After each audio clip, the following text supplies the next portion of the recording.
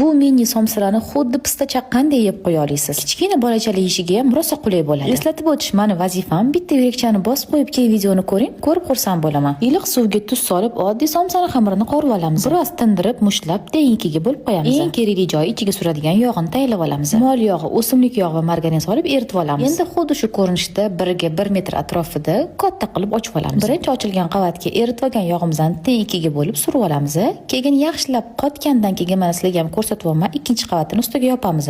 Endi ikkinchi qavatiga ham teng yarmini hammasini suramiz. Yana qotgandan keyin xuddi shu ko'rinishda taxlab olamiz.